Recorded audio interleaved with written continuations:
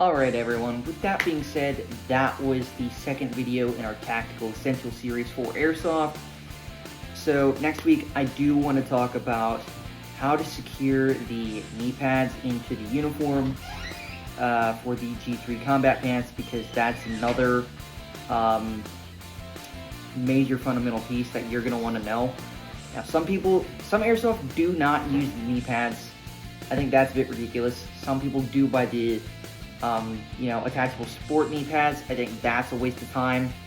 If you really want to protect your knees and you want to do it affordably, I would suggest getting GTs from something like Ido Gear or Condor, because they're built in and all you got to do is just slide them right in there.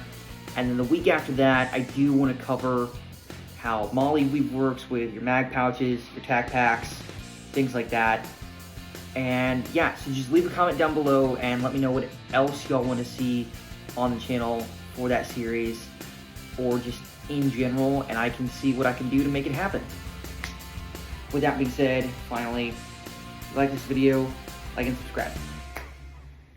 Alright everyone, so this is my Action Union OpsCore bump helmet replica, and so I'm going to attach my One Tigris black multicam cover to the helmet in this video, and then, well, we'll see what happens. This is either going to go well or it doesn't. Alright, so you're going to remove these. These are the clamps that you put on the NVGs. So usually, since I'm not using them, I just put them here where the mount is. And I think you can detach this and replace it for new ones.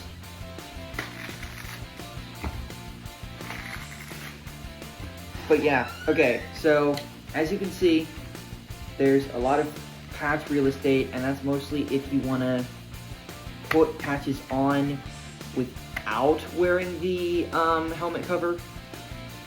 Personally, I don't want to do that because my kit is a black multicam kit, and I actively want to match the aesthetic of the rest of my kit so that I am not easily spotted during a MILSIM event of some kind.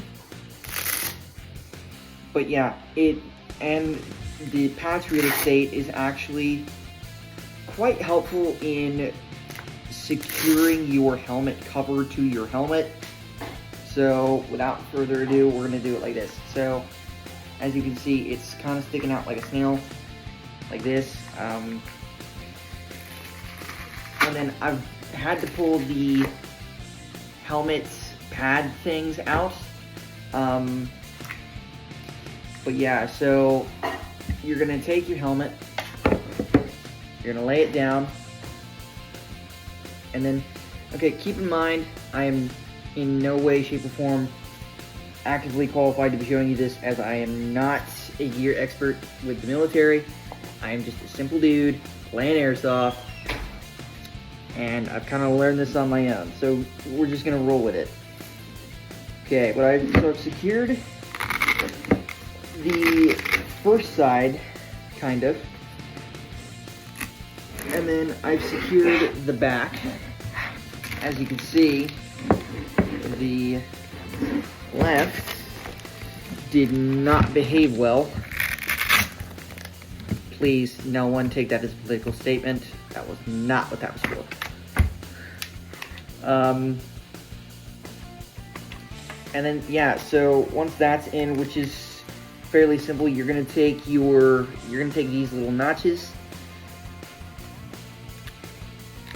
and then you're going to secure them via the Velcro where the helmet pad pieces go, in the same spots.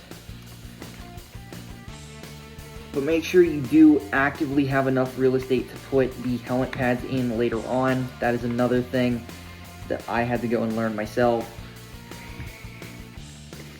Dang it, okay.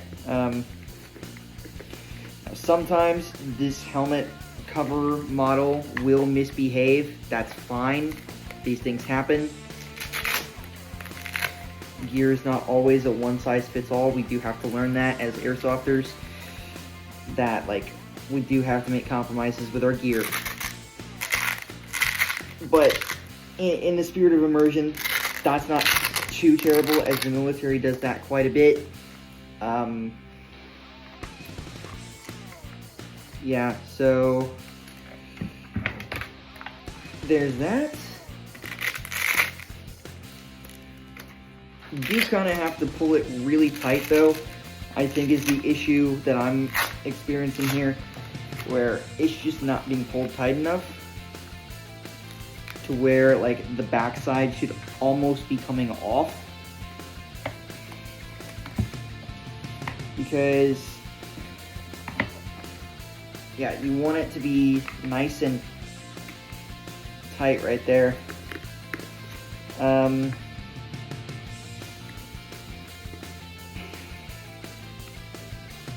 And then you'll want to secure it with the NVG mounting cords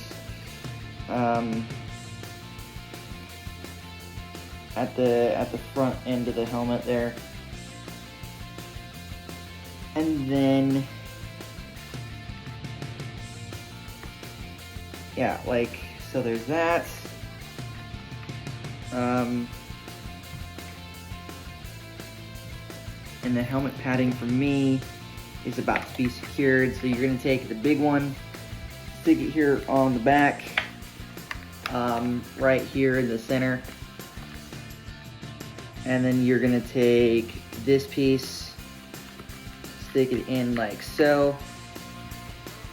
Do the same on this end, and it shouldn't come out at all. If it does, just readjust it. It's not that bad. I don't think it is. But yeah, mine holds in fairly well. In fact, I'll just go ahead and show you. Now, it's gonna look pretty stupid on me. I have it wide because of the face mask that I do wear with the kit. Yeah, so it fits in like so, aside from this piece being a little bit,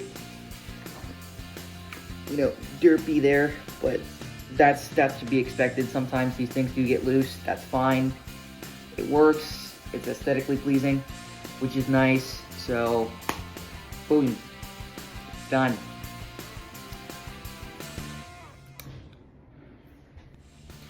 Alright everyone, welcome back to another video with Wolf Spirit Airsoft. Today I'm going to be showing you how to attach your helmet cover to your helmet for your loadout. That is, if you want one. You don't need one, but you can use one. I personally do. So without further ado, let's get started.